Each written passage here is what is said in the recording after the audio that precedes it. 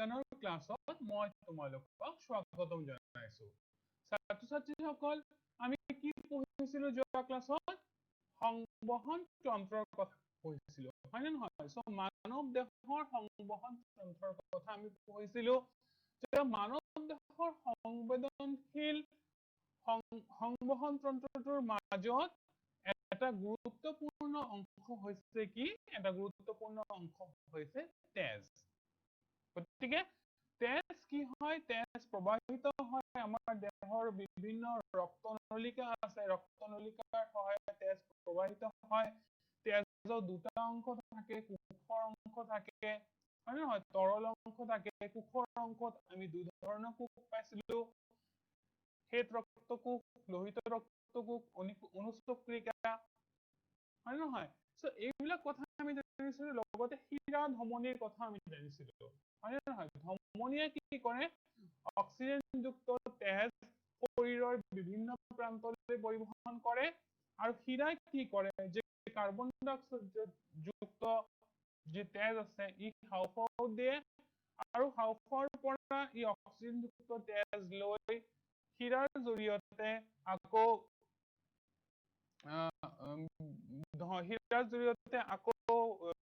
হৃদযন্ত্ৰলৈ ঘূৰি আহে। হৃদযন্ত্ৰৰ পৰা ধমনীয়ে কি কৰে? এই অক্সিজেনযুক্ত তেজ শৰীৰৰ বিভিন্ন প্ৰান্তত কি কৰে? পঠিয়াই দিয়ে। সো এইখিনি কথা আমি গম পাইছিলো, তেজৰ সঞ্চালন আমি গম পাইছিলো, বিভিন্ন ধৰণৰ পৰিবহনৰ কথা আমি গম পাইছিলো, যে কেনেদৰে তেজ আমাৰ শৰীৰৰ দেহৰ বিভিন্ন অংশ প্ৰত্যংগত প্ৰবাহিত হয়। এতিয়া তোমালোকে যদি কওঁ যে আমাৰ চাৰিওপিনে থকা বিভিন্ন ধৰণৰ পৰিবহনৰ মাধ্যম বিলাক কি কি আছে? সো বিভিন্ন ধৰণৰ পৰিবহনৰ মাধ্যম কি আছে? আমি যদি এঠাইৰ পৰা আন ঠাইলৈ গুচি যাওঁ, তেনেহলে আমি কি লাগিব? আমাৰ মটৰ গাড়ী লাগিব, আমাৰ বাছ লাগিব, আমাৰ ট্ৰাক লাগিব, ৰেলগাড়ী লাগিব, ইত্যাদি পৰিবহনৰ মাধ্যমেৰে আমি এঠাইৰ পৰা আন ঠাইলৈ কি কৰো? যাতায়াত কৰিব পাৰো, হয় নে নহয়? সো ঘৰৰ ওচৰত থকা কথা চিন্তা কৰা, যে ঘৰৰ ওচৰত থকা কিছুমান পৰিবহনৰ মাধ্যম আছে। তেনেকুৱা ধৰা, ঘৰত আমাৰ কি লাগে? ঘৰত আমাৰ লাগে পানী। পানী এটা অত্যন্ত জৰুৰী বস্তু হয় আমাৰ ঘৰত। এতিয়া তোমালোকে কি ভাবিছা যে এই পানীৰ পৰিবহন কেনেদৰে হয়? এই পৰিবহন তন্ত্ৰ আমাৰ চাৰিওপিনে থকা, যে ঘৰৰ ওচৰত চাৰিওপিনে থকা যি পৰিবহন তন্ত্ৰ আছে, এটা চিষ্টেম আছে, যে পানী পৰিবহন কৰাৰ যি চিষ্টেম আছে, কেনেদৰে পানী প্ৰবাহিত হয়? পানী কেনেদৰে প্ৰবাহিত হয়? পানী মাটিৰ তলৰ পৰা ঘৰৰ বিভিন্ন প্ৰান্তলৈ কেনেদৰে পানী প্ৰবাহিত হয়? তাতে কি ব্যৱহাৰ কৰা হৈছে? পানী পৰিবহনৰ ক্ষেত্ৰত পাইপ ব্যৱহাৰ কৰা হৈছে, লগতে এটা বিশেষ ধৰণৰ যন্ত্ৰ ব্যৱহাৰ কৰা হৈছে। সো এই বিশেষ ধৰণৰ যন্ত্ৰৰ সহায়ত কি হয়? এই বিশেষ ধৰণৰ যন্ত্ৰৰ সহায়ত কি হয়? পানী ভূগৰ্ভৰ পৰা ক'ত আহে? ভূগৰ্ভৰ পৰা আমি এই পাম্পৰ জৰিয়তে, এই যন্ত্ৰটোৰ নাম হৈছে পাম্প। এই যন্ত্ৰটোৰ নাম হৈছে যন্ত্ৰচালিত পাম্প। গতিকে এই যন্ত্ৰচালিত পাম্পৰ জৰিয়তে ভূগৰ্ভৰ পানী কি কৰা হয়? ভূগৰ্ভৰ পানী আমি কি কৰিব পাৰো? মাটিৰ তলৰ পৰা ওপৰলৈ ঘৰৰ ছাদৰ ওপৰত থকা যি টেংকিত উঠাব পাৰো, আৰু টেংকিত লগত লাগি থকা বিভিন্ন পাইপৰ জৰিয়তে এই পানীসমূহ আমাৰ যিটো ঘৰৰ বিভিন্ন ৰুমত, বিভিন্ন কোঠাত আহি পায়। তোমালোকে জানিছা যে আমাৰ চাৰিওপিনে থকা আমাৰ ঘৰৰ ওচৰে পাজৰে থকা এনে ধৰণৰ কিছুমান পৰিবহন তন্ত্ৰ বা পৰিবহনৰ মাধ্যম আছে যাৰ জৰিয়তে কি কৰিব পাৰি পানীৰ পৰিবহন হ'ব পাৰে গতিকে পানীৰ পৰিবহন ইয়াতে কিহৰ দ্বাৰা হৈছে পানীৰ পৰিবহন হৈছে পাম্পৰ সহায়ত কাৰণ পাম্পে কি কৰিছে ভূগৰ্ভৰ পৰা পানী লৈ ভূগৰ্ভৰ পৰা পানী লৈ ঘৰৰ চাদৰ টেংকিত দিছে আৰু এই চাদৰ টেংকিৰ পানীবোৰ কিহৰ জৰিয়তে বিভিন্ন ধৰণৰ পাইপৰ জৰিয়তে আমাৰ ঘৰলৈ আহি পৰিছে গতিকে এইখিনি কথা তোমালোকে গম পালা এতিয়া তোমালোকে গম পাইছা নিশ্চয় ইয়াতে এটা ইম্পৰ্টেন্ট বস্তু কাম কৰিছে ইয়াতে ইম্পৰ্টেন্ট বস্তু এটা কাম কৰিছে পাম্পে কাম কৰিছে পাম্পত কি হৈছে বৈদ্যুতিক শক্তি যান্ত্ৰিক শক্তিলৈ ৰূপান্তৰিত হৈছে বৈদ্যুতিক শক্তি যান্ত্ৰিক শক্তিলৈ ৰূপান্তৰিত হৈছে আৰু পাম্পৰ যিটো যন্ত্ৰচালিত পাম্প আছে এই পাম্পৰ অন্যতম কাৰ্যটো কি হয় এই পাম্পৰ অন্যতম কাৰ্যটো হৈছে এই পানী ভৰোৱা এইটো হল আমাৰ চাৰিওপিনৰ কথা প্ৰেক্টিকেল কথা যিটো আমি ঘৰত দেখা পাওঁ পানী পৰিবহনৰ ক্ষেত্ৰত এতিয়া আমাৰ চাৰিওপিনে থকা বা আমাৰ যদি পৰিবহন তন্ত্ৰটো আমাৰ দেহতো পৰিবহন তন্ত্ৰ এটা কাম কৰে আমি যোৱা ক্লাছত পঢ়িছিলো আমাৰ দেহত থকা পৰিবহন তন্ত্ৰটোৰ মাজত এনেকুৱা যিটো এটা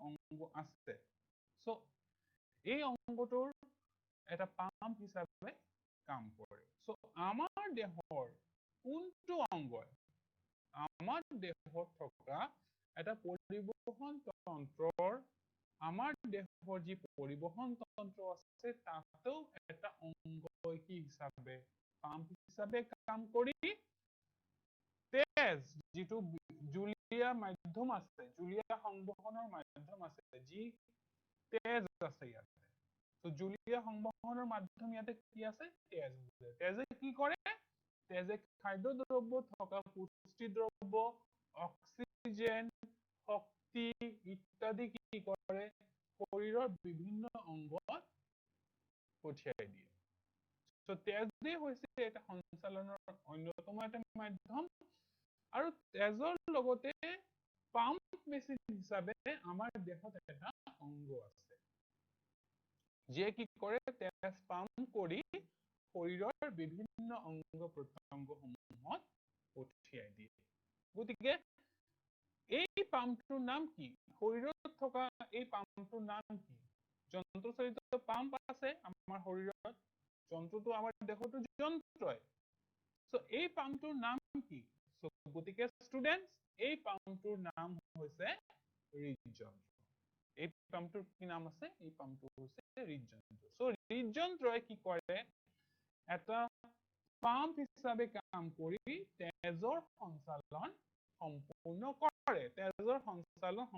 কৰে গতিকে ইয়াক আমি অত্যন্ত গুৰুত্বপূৰ্ণ এটা অংগ হিচাপে পৰিগণিত কৰিব পাৰো ৰক্ত সঞ্চালনৰ ক্ষেত্ৰত বা বিভিন্ন ধৰণৰ পুষ্টি দ্ৰব্য অক্সিজেন ইত্যাদি সঞ্চালনৰ ক্ষেত্ৰত আমি হৃদযন্ত্ৰক আমি কি কৰিব পাৰো অন্যতম এটা অংগ হিচাপে আমি কব পাৰো এতিয়া কোশ্চেন হল যে এই হৃদযন্ত্ৰৰ কাম কি এই হৃদযন্ত্ৰ পাম্প হিচাপে অবিৰতভাৱে কাম কৰি থাকে অনবৰতে কাম কৰি থাকে অনবৰতে কাম কৰাৰ বাবে তেজবিলাক আমাৰ শৰীৰত প্ৰতি মুহূৰ্তত আমাৰ তেজবিলাক যিবিলাক তেজ আমাৰ দেহত মজুদ আছে সঞ্চালনৰ অন্যতম মাধ্যম তেজ হয় আৰু এই তেজবিলাক কি কৰে শৰীৰৰ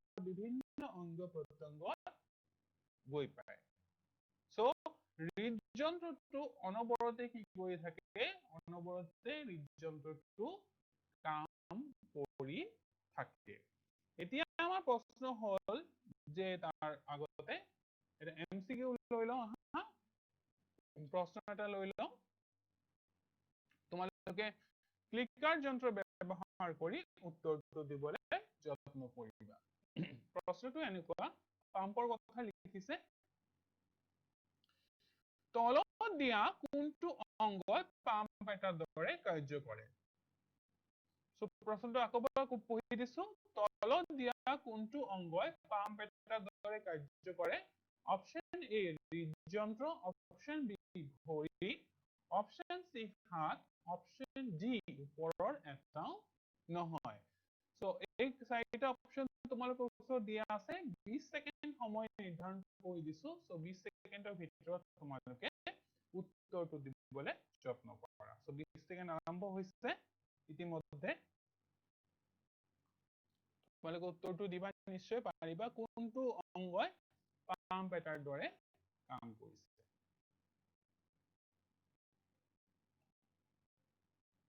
ঠিক আছে সো তোমালোকে নিশ্চয় গম পাইছা কোন অংগ আমাৰ দেহৰ কোন অংগই এটা পাম্প এটাৰ দৰে কাম কৰিছে গতিকে অপচন এ হ'ব এই প্ৰশ্নটোৰ শুদ্ধ উত্তৰ ঠিক আছে প্ৰশ্নৰ সময় পাৰ কৰিলো গতিকে এই পৰিবহন তন্ত্ৰৰ অন্যতম মাধ্যম হৈছে হৃদযন্ত্ৰ হৃদযন্ত্ৰ কি কৰে এটা পাম্প হিচাপে কাম কৰি তেজৰ সঞ্চালন সম্পূৰ্ণ কৰে এতিয়া আমি চাম এই হৃদযন্ত্ৰটো ক'ত অৱস্থিত এটা হৃদযন্ত্ৰটোৰ লোকেশন বা অৱস্থিত ক'ত ইয়াত হৃদযন্ত্ৰটো আছে আমাৰ দেহত কোনটো অংশত এই হৃদযন্ত্ৰটো আছে আৰু হৃদযন্ত্ৰটো ক'ত আছে হয় হৃদযন্ত্ৰটো আছে আমাৰ যিটো দুটা হাওঁফাওঁ এই দুটা হাওঁফাওঁৰ মাজত হৃদযন্ত্ৰটো অৱস্থিত আৰু ইয়াৰ নিম্ন প্ৰান্ত সামান্য পৰিমাণে বাওঁফাললৈ হেলনীয়া অৱস্থা ই আছে এতিয়া এই হৃদযন্ত্ৰটোৰ স্থান আমি গম পালো আৰু এই হৃদযন্ত্ৰটো সুৰক্ষিত কোনে কৰি ৰাখে এই হৃদযন্ত্ৰটো সুৰক্ষিত কৰি থাকে আমাৰ দেহত মজুত থকা কামিহাড়ে আমাৰ হৃদযন্ত্ৰটো কোনে সুৰক্ষিত কৰি ৰাখে আমাৰ হৃদযন্ত্ৰটো সুৰক্ষিত কৰি ৰাখে আমাৰ যিটো 12 জোৰ যিটো কামিহাড় আছে এই কামিহাড়ে এই হৃদযন্ত্ৰটো কি কৰে আমাক সুৰক্ষিত কৰি ৰাখে এতিয়া আমি চাম যে হৃদযন্ত্ৰৰ আকৃতিটো কেনেকুৱা ধৰণৰ সাইজটো কেনেকুৱা হৃদযন্ত্ৰৰ যিটো সাইজ আছে যিটো সঞ্চালনৰ অন্যতম মাধ্যম পাম্প হিচাপে কাম কৰে এই হৃদযন্ত্ৰটোৰ আকৃতি বা সাইজটো কেনেকুৱা সো এই হৃদযন্ত্ৰৰ সাইজ হৈছে বা আকৃতি হৈছে আমাৰ হাতৰ মুঠিৰ সমান হৃদযন্ত্ৰৰ যিটো সাইজ আছে এই হৃদযন্ত্ৰৰ সাইজটো হৈছে আমাৰ হাতৰ মুঠিৰ প্ৰায় সমান বুজি পাইছা তোমালোকে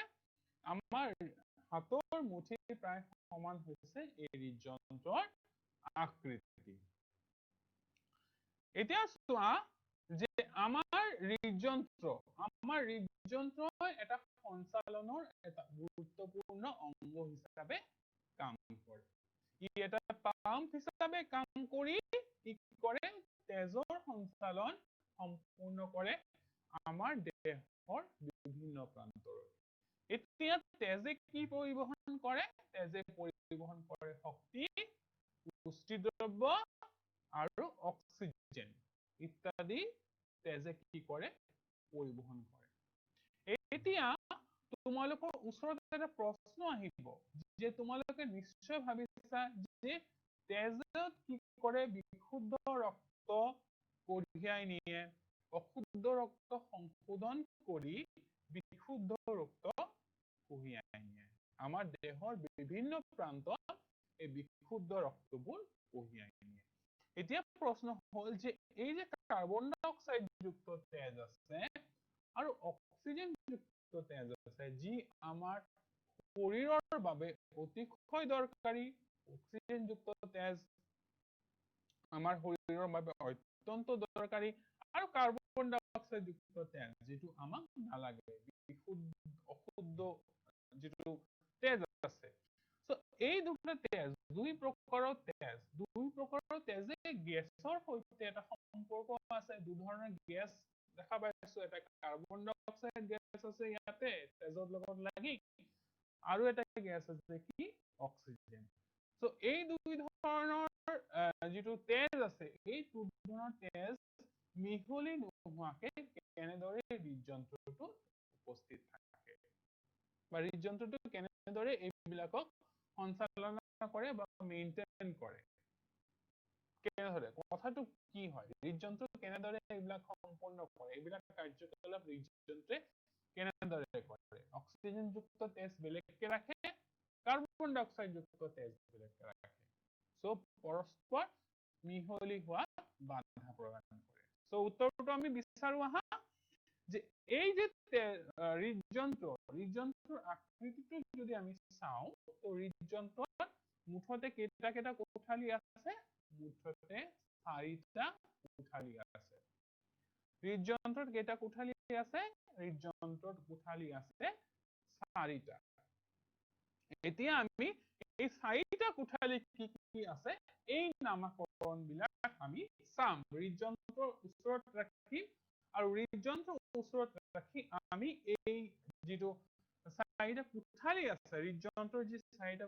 কোঠালি আছে এই কোঠালি বিলাকৰ নামকৰণ আমি চাম তো কি ধৰণৰ কোঠালি আছে ইয়াতে অলিন্দ প্ৰথমটো আছে কি অলিন্দ বুলি এটা নাম আছে হৃদযন্ত্ৰৰ কোঠালিৰ অন্যতম অংগ এটা লগতে এই অলিন্দটো ক'ত উপস্থিত আছে হৃদযন্ত্ৰক যদি আমি 4টা কোঠাত বিভক্ত কৰি বুলি কৈছো তো এই দুটা কোঠাত যেটো ওপৰত থকা দুটা কোঠাত তাক আমি অলিন্দ বুলি অভিহিত কৰিম আৰু এটা দুটা কোঠা আছে তাক আমি নিলয় বুলি অভিহিত কৰিম তাক আমি কি বুলি অভিহিত কৰিম নিলয় বুলি অভিহিত কৰিম গতিকে তলৰ পিনে থকা দুটা কোঠা তলৰ পিনে হৃদযন্ত্ৰৰ তলৰ পিনে থকা দুটা কোঠাক আমি নিলয় বুলি অভিহিত কৰিম এতিয়া চোৱা এই নিলয় আৰু অলিন্দ এই নিলয় আৰু অলিন্দ দুটা পেয়াৰ কোঠা আছে এই নিলয় আৰু অলিন্দ কোঠাক এটা সম্পূৰ্ণভাৱে এটা বেৰে বিভক্ত কৰিছে এই দুটা কোঠাৰ যেটো কোঠাৰ কথা কৈছে এই কোঠাবিলাকক কোনে বিভক্ত কৰিছে এটা বেৰে সম্পূৰ্ণভাৱে বিভক্ত কৰিছে গতিকে এই যে বেৰ থাকিব তাৰ লগতে আৰু কিছুমান কথা আমি তাৰ লগতে এমসিকিউ লৈ লৈছো ঠিক আছে এমসিকিউটো আছে চোৱাচোন হৃদযন্ত্ৰত কেইটা কোঠালি আছে এইমাত্ৰ পঢ়িলো হৃদযন্ত্ৰত কেইটা কোঠালি আছে তোমালোকে ক্লিকাৰ যন্ত্ৰ ব্যৱহাৰ কৰি উত্তৰটো দিবলৈ যত্ন কৰা সো 20 সেকেন্ড সময় নিৰ্ধাৰণ কৰি দিছো 20 সেকেন্ড সময় আৰম্ভ হৈছে যে হৃদযন্ত্ৰত কেইটা কোঠালি আছে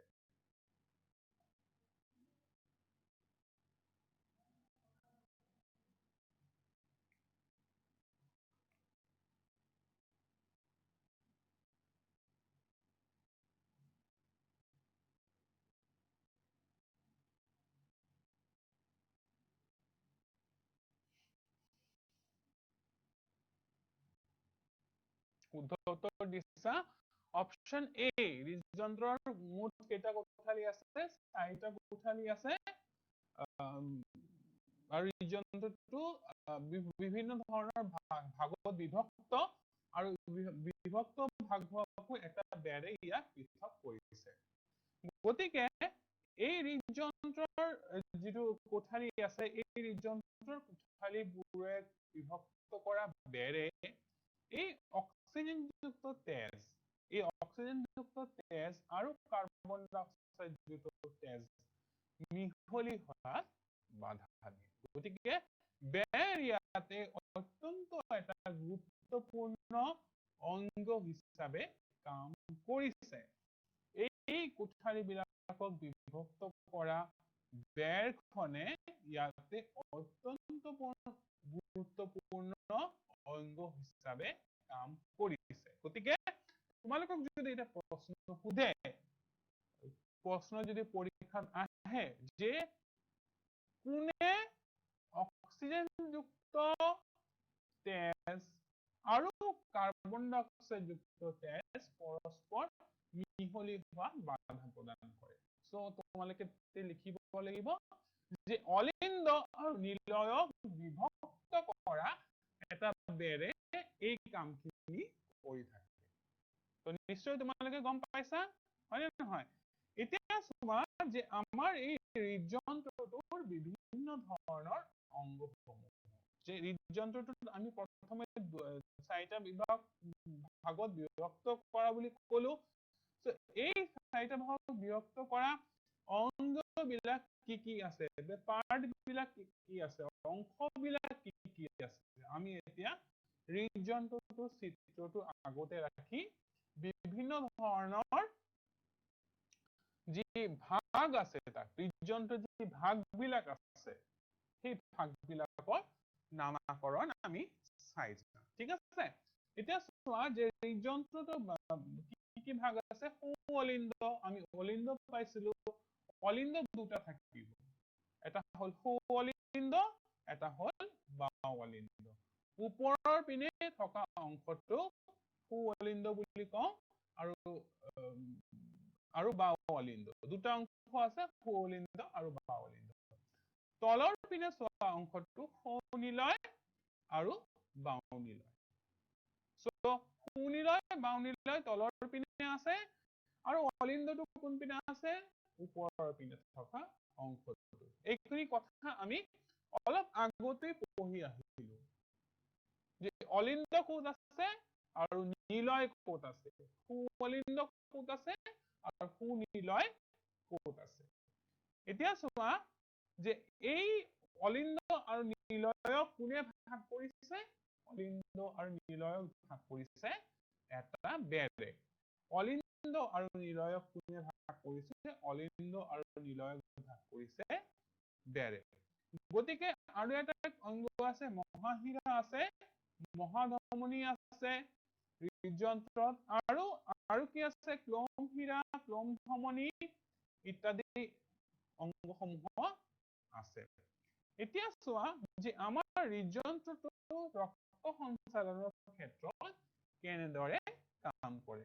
আমাৰ হৃদযন্ত্ৰটো ৰক্ত সঞ্চালনৰ ক্ষেত্ৰত কেনেদৰে কাম কৰে আমি এই চিত্ৰৰ সহায়ত বুজিব চেষ্টা কৰিম।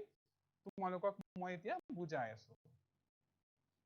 চোৱা আমি পাইছিলো কি হৃদযন্ত্ৰ কেইটা ভাগত বিভক্ত হৈ আছে, হৃদযন্ত্ৰটো বিভক্ত হৈ আছে মুঠতে 4টা ভাগত।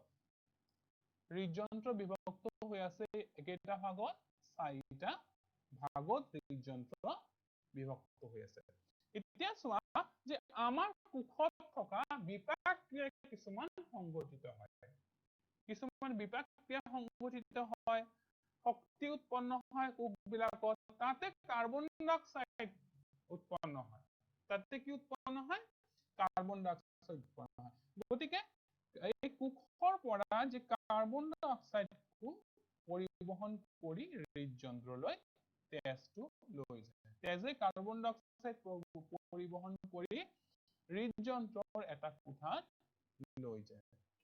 হৃদযন্ত্ৰ ইয়াতে কি হিচাপে কাম কৰিছে, হৃদযন্ত্ৰ কি হিচাপে কাম কৰে, ইয়াতে হৃদযন্ত্ৰ এটা পাম্প হিচাপে কাম কৰে। হৃদযন্ত্ৰ কি হিচাপে কাম কৰে, পাম্প হিচাপে কাম কৰে। গতিকে এই পাম্প হিচাপে কাম কৰা হৃদযন্ত্ৰই কাৰ্বন ডাই অক্সাইড যুক্ত তেজ, কাৰ্বন ডাই অক্সাইড যুক্ত তেজ ক'ত লৈ যায়, হাঁওফাঁওত লৈ যায়। হাঁওফাঁও থাকে আমাৰ দেহত, কি থাকে, বুকুৰ অংশত কি থাকে, হাঁওফাঁও থাকে। হাঁওফাঁও কি কাম কৰে, হাঁওফাঁও কি কাম কৰে, হাঁওফাঁও আমি উশাহত কি গ্ৰহণ কৰো? অক্সিজেন গ্ৰহণ কৰো। আমি কি গ্ৰহণ কৰো উশাহত? অক্সিজেন গ্ৰহণ কৰো। হয় নে নহয়? অক্সিজেন আমি ক'ত পাম? অক্সিজেন আমি ক'ত পাম? হাওঁফাওঁত অক্সিজেন পাম। So অক্সিজেনযুক্ত তেজ আকৌ ক'ত কঢ়িয়াই নিব? অক্সিজেনযুক্ত তেজ আকৌ হাৰ্টলৈ হৃদযন্ত্ৰত ঘূৰি আনিব। এইটো হ'ল হৃদযন্ত্ৰ। এইটো হ'ল হাওঁফাওঁ। ঠিক আছে? এইটো হ'ল কোষ, কোষৰ বিভিন্ন অংশ। ঠিক আছে? অক্সিজেনযুক্ত তেজ হৃদযন্ত্ৰলৈ পৰিবহণ কৰিব আৰু এই হৃদযন্ত্ৰই আকৌ পাম্প হিচাপে কাম কৰি অক্সিজেনযুক্ত তেজ শৰীৰৰ বিভিন্ন প্ৰান্তত পৰিবহণ কৰিব। তেজে কি কৰিব আকৌ? এই অক্সিজেনযুক্ত তেজ হৃদযন্ত্ৰই যিটো পাম্প কৰি দিব, এই শৰীৰৰ বিভিন্ন অংশত কি কৰিব? পৰিবহণ কৰিব।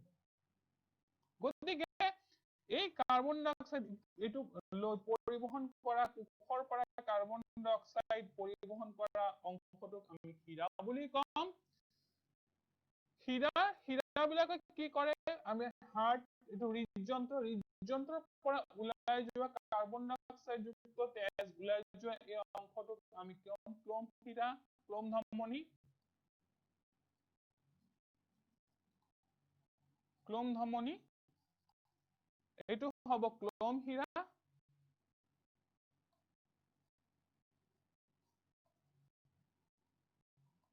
যিটো অক্সিজেনযুক্ত তেজ হাওঁফাওঁৰ পৰা অক্সিজেনযুক্ত তেজ হৃদযন্ত্ৰলৈ কঢ়িয়াই আনে, এইটো হ'ল ক্লোম শিৰা। আৰু এইটো কি হয়? এইটো হ'ল ধমনী। এইটো হ'ল কি? ধমনী। গতিকে আমাৰ দেহৰ হৃদযন্ত্ৰৰ এটা পাম্প হিচাপে কাম কৰে। হাওঁফাওঁত কি পাওঁ আমি? হাওঁফাওঁত পাওঁ আমি অক্সিজেন। অক্সিজেন সমৃদ্ধ হাওঁফাওঁ হৈছে অক্সিজেন সমৃদ্ধ এটা কোঠা, য'ত কি হ'ব? গেছৰ এটা এক্সচেঞ্জ হ'ব। কাৰ্বন ডাই অক্সাইড ইয়াতে লৈ যাব আৰু অক্সিজেন ই তেজক দি দিব। তেতিয়াহ'লে অক্সিজেন ই পৰিবহণ কৰি হাওঁফাওঁৰ পৰা হৃদযন্ত্ৰলৈ পৰিবহণ কৰি আকৌ কি ধমনীৰ জৰিয়তে এই কাৰ্বন ডাই অক্সাইড যুক্ত তেজ শৰীৰৰ বিভিন্ন অংগত গৈ পাব। গতিকে তোমালোকে এই সুস্থ সবল মস্তিষ্কৰে চিন্তা কৰা যে আমাৰ দেহত থকা হৃদযন্ত্ৰই হাওঁফাওঁৱে তেজে কেনেদৰে কাম কৰে। তোমালোকে নিশ্চয় গম পাইছা যে কোষৰ পৰা আকৌ এবাৰ বুজাই দিছো তোমালোকক, ভালকে বুজি পাবা যে আমাৰ দেহত থকা কোষ, কোষবোৰে কি কৰে? বিভিন্ন বিপাক ক্ৰিয়া সংঘটিত কৰে, তাতে কাৰ্বন ডাই অক্সাইড উৎপন্ন হয়। আৰু এই কাৰ্বন ডাই অক্সাইডে তেজৰ লগত মিহলি হয় ক'ত গৈ পায়? হৃদযন্ত্ৰত গৈ পায়। So এই হৃদযন্ত্ৰত কোনে কঢ়িয়াই নিছে? শিৰাই কঢ়িয়াই নিছে। আকৌ হৃদযন্ত্ৰৰ পৰা আমাকতো অক্সিজেনযুক্ত তেজ লাগিব, হয় নে নহয়? আমাক জীয়াই থাকিবলৈ কি লাগিব? আমাক জীয়াই থাকিবলৈ অক্সিজেনযুক্ত তেজ লাগিব। গতিকে আমি অক্সিজেন ক'ত পাম? আমি অক্সিজেন দেহত পাম আমি হাওঁফাওঁত। গতিকে এই হৃদযন্ত্ৰৰ পৰা কাৰ্বন ডাই অক্সাইড যুক্ত তেজ আকৌ ক'ত যাব? হাওঁফাওঁত যাব। কাৰণ আমাক তাতে লাগিব অক্সিজেন। আৰু এই কাৰ্বন ডাই অক্সাইড যুক্ত তেজ হৃদযন্ত্ৰৰ পৰা হাওঁফাওঁলৈ কোনে কঢ়িয়াই আনিব? ক্লোম ধমনীয়ে। ক্লোম ধমনীয়ে কঢ়িয়াই নিব। আকৌ তোমালোকে মন কৰিবা যে হাওঁফাওঁত আমি অক্সিজেন পালো, তেজে অক্সিজেন পৰিবহণ কৰি কি কৰিব? হৃদযন্ত্ৰলৈ ঘূৰাই আনিব। হৃদযন্ত্ৰলৈ হৃদযন্ত্ৰলৈ ঘূৰাই আনিব কাৰণ হৃদযন্ত্ৰই কি কৰিব ব্লাডখিনি তেজখিনি পাম্প কৰিব লাগিব হয় নে নহয় পাম্প কৰিব লাগিব গতিকে এই হাঁওফাঁওয়ে কি কৰিব হৃদযন্ত্ৰলৈ অক্সিজেনযুক্ত তেজ পৰিবহন কৰি আনিব তাৰ নাম হৈছে কি ক্লোমশিৰা ক্লোমশিৰাই পৰিবহন কৰি আনিব এতিয়া হৃদযন্ত্ৰৰ পৰা ধমনীয়ে কি কৰিব অক্সিজেনযুক্ত তেজ শৰীৰৰ বিভিন্ন অংগ প্ৰত্যংগলৈ বা কোষলৈ ঘূৰাই আনিব সো এনেদৰে হৃদযন্ত্ৰ হাঁওফাঁও ইত্যাদিয়ে আমাৰ দেহত কাম কৰে সো আমি এতিয়া চাওঁ যে এই যে আমি যে মই কথাটো কলো এই মাত্ৰ যে কথাটো কলো যে শৰীৰৰ বিভিন্ন ধৰণৰ যে অংগ প্ৰত্যংগসমূহ যি আছে সেইবিলাকে কেনেদৰে কাম কৰিছে এতিয়া চোৱা যে আমি এটা ব্লক ডায়াগ্ৰামৰ সৈতে আমি অতি চমুকৈ আমি লিখিবলৈ যত্ন কৰিম হাঁওফাঁওৰ পৰা বিশুদ্ধ তেজ য'ত অক্সিজেনযুক্ত তেজ হৃদযন্ত্ৰলৈ যায় এতিয়া হৃদযন্ত্ৰৰ কাম কি হৈছে হৃদযন্ত্ৰৰ কাম হৈছে পাম্প কৰা যেনেকৈ আমি পাম্পিং মেচিনৰ দৰে কাম কৰে হৃদযন্ত্ৰ কেনেদৰে কাম কৰে এটা পাম্পিং মেচিনৰ দৰে কাম কৰে গতিকে এই অক্সিজেনযুক্ত তেজ যাতে শৰীৰৰ বিভিন্ন প্ৰান্তত গৈ পায় তাতে কোনে এটা ইম্পৰ্টেন্ট ৰোল প্লে কৰিব ধমনী ধমনীয়ে তাতে এটা গুৰুত্বপূৰ্ণ ইম্পৰ্টেন্ট ৰোল প্লে কৰিব গতিকে ইয়াতে লিখা আছে চোৱা হৃদযন্ত্ৰৰ পৰা ধমনীয়ে অক্সিজেনযুক্ত তেজ শৰীৰৰ বিভিন্ন অংগ প্ৰত্যংগলৈ পঠিয়াই দিয়ে কৌশিক জালিকা বা ৰক্ত জালিকাই কি কৰে শিৰাবিলাকক সংযুক্ত কৰি শিৰা আৰু ধমনীক সংযুক্ত কৰি কাৰ্বন ডাই অক্সাইড যুক্ত যিটো তেজ আছে কলাৰ পৰা হৃদযন্ত্ৰলৈ পৰিবহন কৰে যিখিনি আমি কাৰ্বন ডাই অক্সাইড তেজ এটি অশুদ্ধ তেজ এইবিলাক আমি হৃদযন্ত্ৰত পঠাব লাগিব হৃদযন্ত্ৰই হাঁওফাঁওত পঠাব হাঁওফাঁওৰ পৰা আকৌ হৃদযন্ত্ৰলৈ ঘূৰি আহিব হৃদযন্ত্ৰৰ পৰা আকৌ শৰীৰৰ বিভিন্ন অংগ প্ৰত্যংগলৈ ই আকৌ যোগান ধৰিব গতিকে ইয়াতে বহুত এটা ইম্পৰ্টেন্ট গুণাগুণ আছে আৰু ই ক্লোম ধমনী তাৰপিছত আছে ক্লোম ধমনীৰ মাজেদি ই তাৰপিছত হাঁওফাঁওত গৈ পায় গতিকে এই সাৰ্কুলেশন এই চক্ৰটো এই যেটো চক্ৰটো কলো এই চক্ৰটো প্ৰতিনিয়ত চলি আছে হৃদযন্ত্ৰ অবিৰতভাৱে কাম কৰি আছে আৰু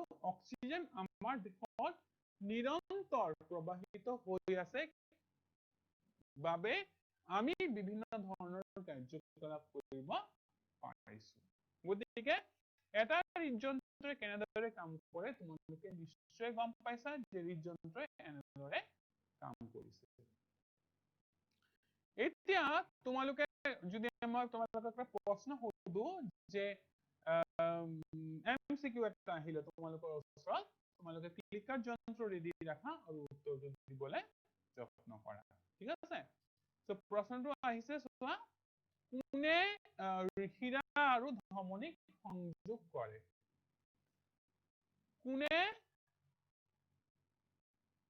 শিৰা আৰু ধমনীক সংযোগ কৰে 20 সেকেন্ড সময় নিৰ্ধাৰণ কৰি দিছো সো অপশন কেটা পঢ়ি দিছো কৌশিক নলিকা হৃদযন্ত্ৰ চিনাৰী ওপৰৰ এটাও নহয় সো কোনে ধমনী আৰু শিৰাক সংযোগ কৰে তোমালোকৰ ক্লিকাৰ যন্ত্ৰ ব্যৱহাৰ কৰি উত্তৰটো দিয়া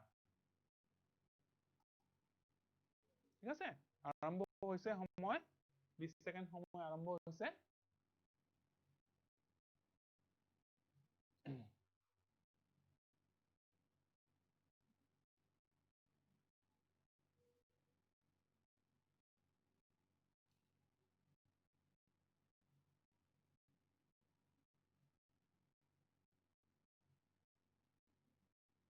গতিকে শুদ্ধ উত্তৰ নিশ্চয় দিব পাৰিছা তোমালোকে কৌশিক নলিকাই অপশন এ হ'ব এই প্ৰশ্নটোৰ শুদ্ধ উত্তৰ গতিকে প্ৰশ্নৰ সময় ইতিমধ্যে পাৰ হ'ল আমাৰ দেহত আমি যেতিয়া আমি দৌৰি যাওঁ ক'ৰবাত যদি দৌৰি যাওঁ দৌৰি যোৱাৰ পিছত বহুত জোৰেৰে ৰখি দিওঁ তেতিয়ালৈকে তোমালোকে হাতটো তোমাৰ বুকুৰ এইটো অংশত লগালে তোমালোকে কি অনুভৱ কৰিবা? আমি যদি দৌৰি কৰবাত গৈ ৰখি যাওঁ তেনেহলে তোমালোকৰ যদি হাতৰ অংশটো যদি আমি এই বুকুৰ মাজত যদি এনেকে ধৰি ৰাখো তেনেহলে তোমালোকে কি অনুভৱ কৰিবা? কি অনুভৱ কৰিবা তোমালোকে? স্পন্দন অনুভৱ কৰিবা, হয় নে নহয়? স্পন্দন অনুভৱ কৰিবা। তোমালোকে এই হাতটো বুকুৰ ওচৰত এনেকে ৰাখিলে স্পন্দন অনুভৱ কৰিবা। বাৰু তোমালোকে এইটো মন কৰিছানে? এই স্পন্দন কিহৰ বাবে হৈছে? এটা মন কৰিবাচোন যে এই স্পন্দনৰ কথা যি কৈছো, এই স্পন্দন কিহৰ বাবে হৈছে? গতিকে এই হৃদযন্ত্ৰৰ বাবে আমাৰ স্পন্দনটো হৈছে। কাৰণ এই হৃদযন্ত্ৰত থকা পেশীসমূহে ইয়াতে এটা গুৰুত্বপূৰ্ণ ভূমিকা গ্ৰহণ কৰে। হৃদযন্ত্ৰত থকা পেশীসমূহে কি কৰে? এটা গুৰুত্বপূৰ্ণ ভূমিকা ইয়াতে গ্ৰহণ কৰে। যেতিয়া এই পেশীসমূহৰ মাজত কি হয়? ৰক্তৰ সঞ্চালন হয়। ৰক্তৰ সঞ্চালন কোনে কৰে? ধমনী কৰে। ধমনীত কপাট থাকে আৰু কপাট থকাৰ বাবে এই পেশীসমূহৰ মাজত সংকোচন আৰু প্ৰসাৰণ সম্ভৱপৰ হয়। ধমনীত থকা কপাট থাকে আৰু ধমনীত থকা কপাটৰ সংকোচন আৰু প্ৰসাৰণৰ ফলত এই যিটো শব্দ আমি শুনিবলৈ পাওঁ। এই শব্দ সংকোচন আৰু প্ৰসাৰণৰ ক্ষেত্ৰত হোৱা এই শব্দটো কি বুলি কোৱা হয়? হৃদযন্ত্ৰৰ স্পন্দন বুলি কোৱা হয়। সংকোচন আৰু প্ৰসাৰণৰ ফলত অনুভৱ হোৱা এই শব্দটোক আমি কি বুলি কওঁ? হৃদযন্ত্ৰৰ স্পন্দন বুলি আমি অভিহিত কৰো। গতিকে যে আমাৰ হৃদযন্ত্ৰ অনুভৱ কৰা মুহূৰ্তটো হৈছে যেতিয়া আমি দৌৰি বা ভাগৰ লগা অৱস্থাত আমি কোনোবাত ৰখো আৰু বুকুৰ মাজত আমি হাতটো দিওঁ। তেতিয়া আমি কি অনুভৱ কৰো? হৃদযন্ত্ৰৰ স্পন্দন আমি অনুভৱ কৰো। এতিয়া হৃদযন্ত্ৰৰ স্পন্দন আমি হাত দিয়াকে, আমি হাত এনেকে দি কেতিয়াবা অনুভৱ কৰিব পাৰো। কিন্তু আমাৰ যেতিয়া ডাঙৰকে শুনিব লাগে, হৃদযন্ত্ৰৰ স্পন্দন যদি আমি ডাঙৰকে শুনিব লাগে তেনেহলে আমি ক'ত যাম? বা ডক্তৰৰ ওচৰত যাম, হয় নে নহয়? ডক্তৰৰ ওচৰত যাম। যেতিয়া বেমাৰ হয়, যেতিয়া বেমাৰ হয় তেতিয়া আমি ডক্তৰৰ ওচৰত যাওঁ। বেমাৰ হলে কি হয়? হৃদযন্ত্ৰৰ স্পন্দনৰ যিটো হাৰ এইটো অলপমান ভেৰিয়েশ্যন কৰে, অলপমান চেঞ্জ হয়, পৰিৱৰ্তন হয়। হৃদযন্ত্ৰৰ যিটো স্পন্দনৰ যিটো হাৰ আছে সেই হৃদযন্ত্ৰৰ স্পন্দনৰ হাৰটো অকণমান পৰিৱৰ্তন হয় আৰু হৃদযন্ত্ৰৰ স্পন্দনৰ হাৰটো ডক্তৰে চাই আমাৰ বেমাৰটো কি হৈছে তেনেকুৱা ধৰণৰ কিছুমান প্ৰাইমাৰী কথা, মৌলিক কথা কিছুমান তেওঁ গম পায়। গতিকে হৃদযন্ত্ৰৰ যি স্পন্দন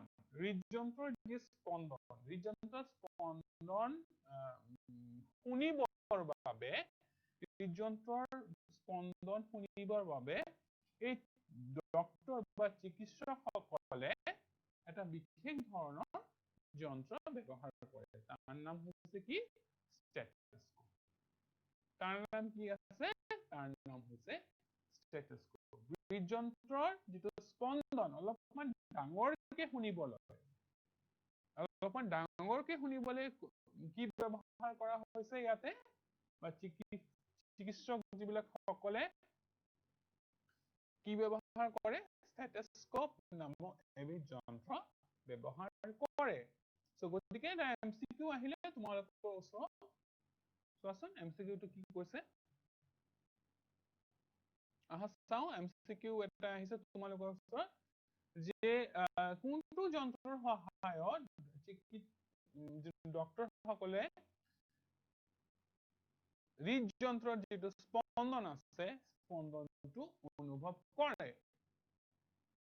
ঠিক আছে অপশন এ আছে stethoscope option B periscope option সি টেলিস্কোপ অপশন ডি ওপৰৰ এটাও নহয় সো তোমালোকে ক্লিক কাৰ্ড যন্ত্ৰ ব্যৱহাৰ কৰা আৰু উত্তৰটো দিবলৈ যত্ন কৰা কোনটো যন্ত্ৰৰ সহায়ত ডক্তৰ সকলে কি ব্যৱহাৰ কৰে হৃদযন্ত্ৰৰ স্পন্দন অনুভৱ কৰে তো অপশন বিভিন্ন ধৰণৰ অপশন তোমালোকৰ দিয়া আছে গতিকে উত্তৰটো দিবলৈ যত্ন কৰা 20 সেকেন্ড সময় দি দিছো 20 সেকেন্ডৰ ভিতৰত তোমালোকে উত্তৰটো দিবলৈ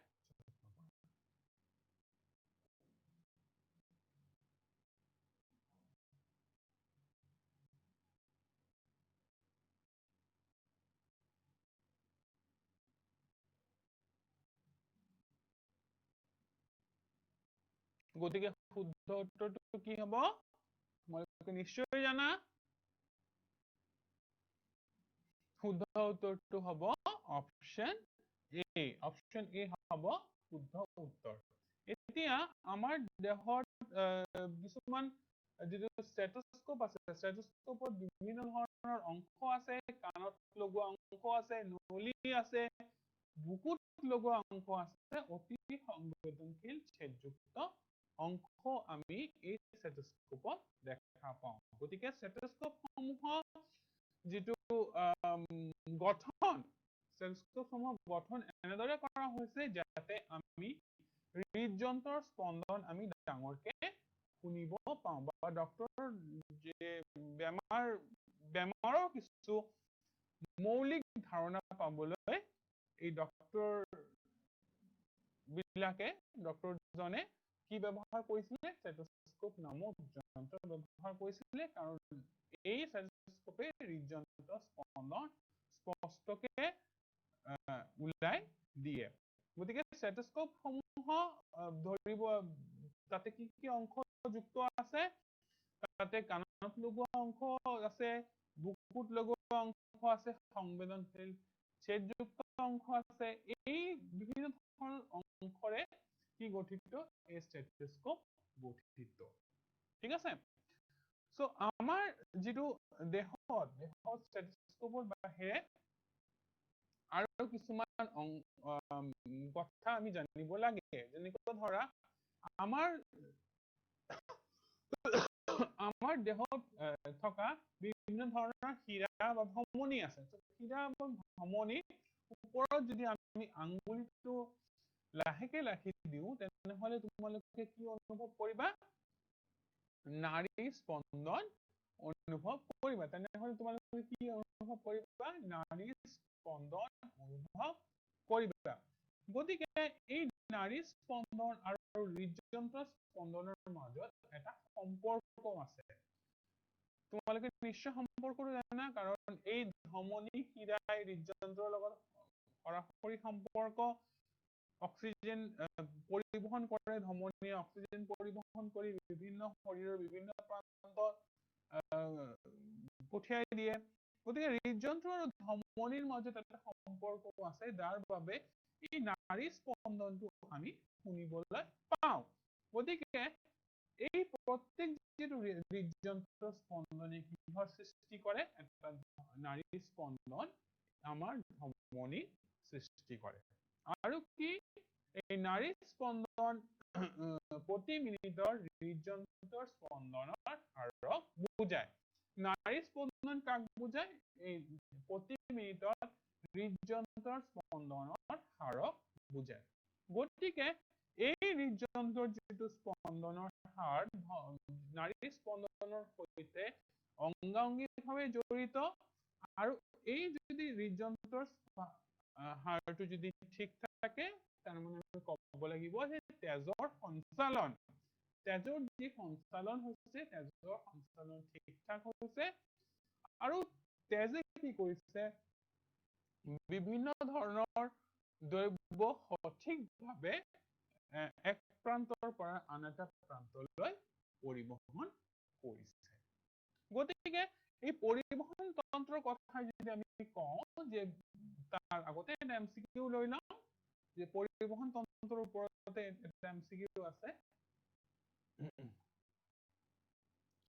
যে ধমনীৰ কপাটৰ মাজেদি প্ৰবাহিত হোৱাৰ ফলত তেজ প্ৰবাহিত হোৱাৰ ফলত আমি কি অনুভৱ কৰোঁ? ধমনীৰ কপাটৰ মাজেদি তেজ প্ৰবাহিত হোৱাৰ ফলত আমি কি অনুভৱ কৰোঁ? অপশ্যন এ নাড়ী স্পন্দন, অপশ্যন বি হৃদযন্ত্ৰ, অপশ্যন চি নলিকা, অপশ্যন ডি ওপৰৰ এটাও নহয়। 20 ছেকেণ্ডৰ ভিতৰত তোমালোকে উত্তৰটো দিবলৈ যত্ন কৰা। 20 ছেকেণ্ড সময় নিৰ্ধাৰণ কৰি দিছো। 20 ছেকেণ্ডৰ ভিতৰত তোমালোকে উত্তৰটো দিয়া।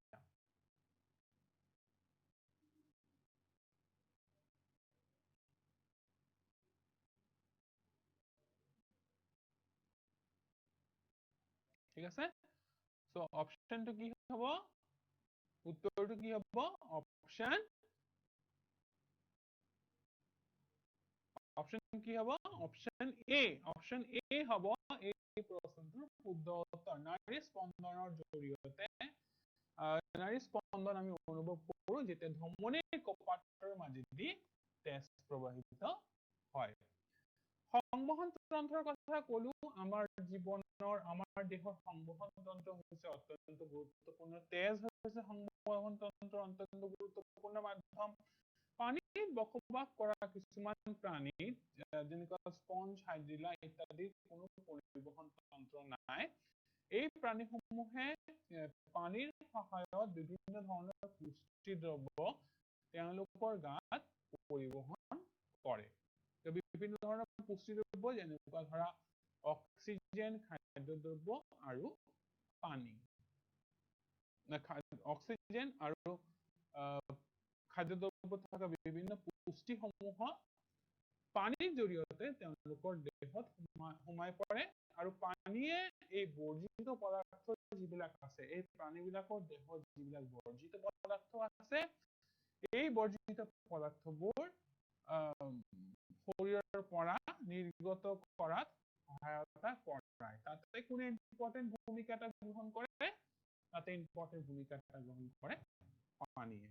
গতিকে এই সঞ্চালনৰ যিটো তথ্য আছিলে, এই সঞ্চালনৰ তথ্য আৱিষ্কাৰ কৰিছিলে এজন বৈজ্ঞানিকে। তেওঁৰ নাম হৈছে উইলিয়াম হাৰ্ভে। তেওঁ এজন ইংলেণ্ডৰ এজন ব্ৰিটিছ বৈজ্ঞানিক আছিল। গতিকে ইংলেণ্ডৰ এই ব্ৰিটিছ বৈজ্ঞানিকজনে এই পানীৰ যিটো সঞ্চালন, যি তেজ সঞ্চালনৰ তত্ত্ব, তেজে যে বিভিন্ন ধৰণৰ খাদ্য বস্তু ইত্যাদি শৰীৰৰ বিভিন্ন প্ৰান্তলৈ লৈ যায়, চ' এই বৈজ্ঞানিকজনে আৱিষ্কাৰ কৰিছিলে। চ' আজিৰ ক্লাছটোত ইমানৰে সামৰণি পেলাইছো।